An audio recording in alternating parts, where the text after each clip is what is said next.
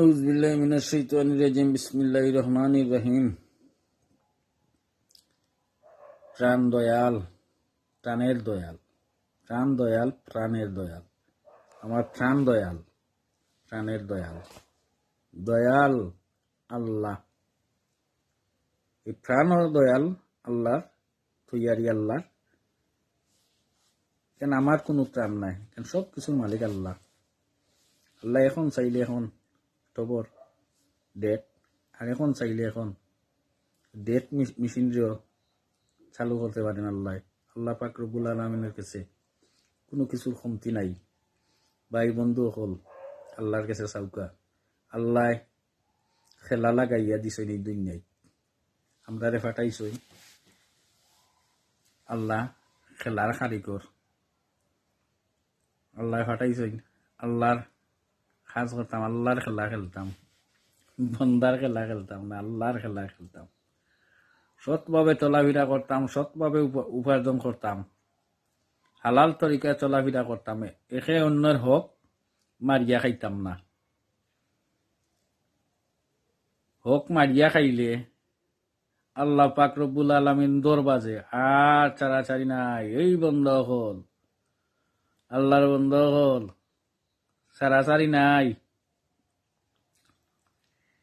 গুনাহ করলে যে পাপ, অন্যর হক মারিয়া খাওয়া এর চেয়ে আরো অতিরিক্ত পাপ। কতটুকু অতিরিক্ত এটা সীমারেখা নাই। আল্লাহ পাপর উপরে দিটা পাপ। কেউ হক মারিয়া খাইতে পারত না। হক মারিয়া খাওয়া ডেঞ্জারাস অপরাধ। হক কান্না যদি মারিয়ার হক আদায় করেন, আল্লাহ আল্লাহ পাক রব্বুল আলামিন আপনারে আমারে আমরা সবাই রে একটা স্বর্ণের থাল, যে বুঝরানি স্বর্ণের থালর তো দাম আছে, স্বর্ণের দাম আছে না, স্বর্ণের থালের মতন একটা বিছানা তৈয়ার করি আমরা এর বসাইবা মরার পরে। এটা আল্লাহ পাক রব্বুল আলামিন কইছেন যে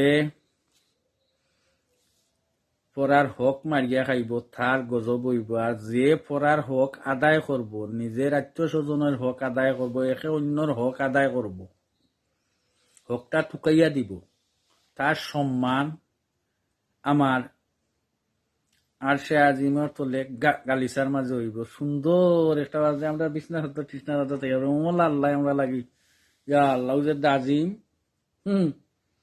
ঠিক মতো কাম করিয়া গেল মোলা দাজিমর মাঝে বই বাজে উঠতে না নিয়ে আবার গার বাজে উঠতে না কইতে পারতা নাই। মোলা আরাম লাগবো, যত গারবা অত আরাম লাগবো, যত ইয়ে করবা অত আরাম লাগবো। অত খালি সুন্দর আর সুন্দর। এটা তো আমার মুখের কথা নাই, কুরআন হাদিস তো কথা। সুন্দর আর সুন্দর, এটা খালি সুন্দর লাগবো, খালি সুন্দর লাগবো, খালি সুন্দর লাগবো। ইয়া আল্লাহ ব্যস্ত যদি যাইবা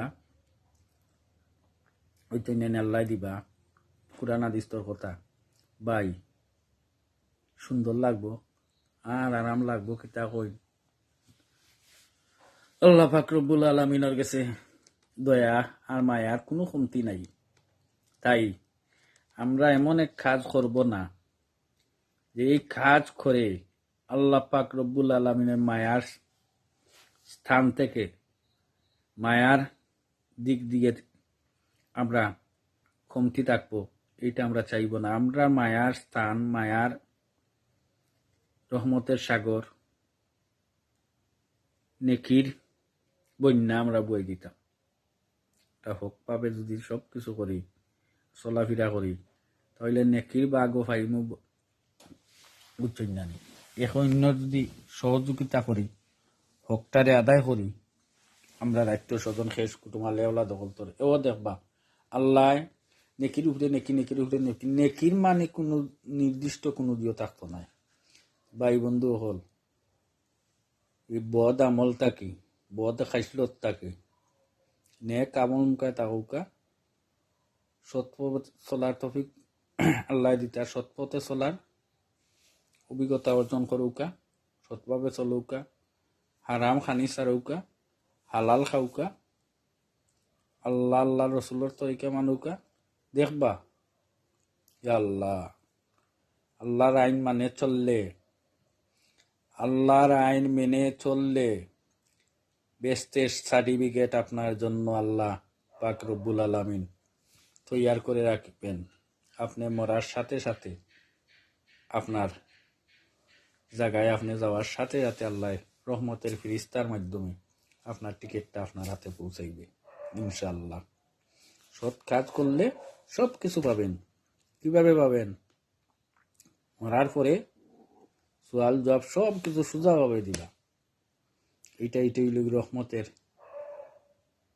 একটা কাজের প্রতিফল। এটা নবীর রসুলেরও সামনে দেখো, নবীর রসুলরে আমরা দেখছি না, এটা রসুলরেও দেখুন, আল্লাহ দেখাইয়া লইবা সৎভাবে তাকার রসুলরে দেখতে হইলে রসুলের সহায়ত পাইতে হইলে কিলা দিয়ে করতে হইবা, রসুলের নাম লইতে হইবা না, রসুলের গুণগান গাইতে হইবা না, গাইতে হইবা।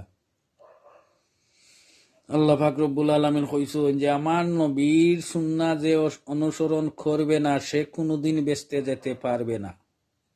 তাই আমরা নবীর সুন্নাহ পালন করতাম, সুন্নাহ অনুযায়ী চলতাম, আল্লাহর আইন মানিয়া, তাহলে আমরা আল্লাহরে পাইমু, আল্লাহর রসুলরে পাইমু, সব কিছু পাইমু। বেস্টের সার্টিফিকেট অনুবাই আল্লাহর কাজ করলে বেস্টের সার্টিফিকেট অবশ্যই আল্লাহর রহমতে পাইবা, তোর কমতি হইতো না। তো বিদায় নিলাম, কি পাক্কা সময় মাতলাম। ওকে, আসসালামু আলাইকুম রহমতুল্লাহি ওয়া বারাকাতুহু।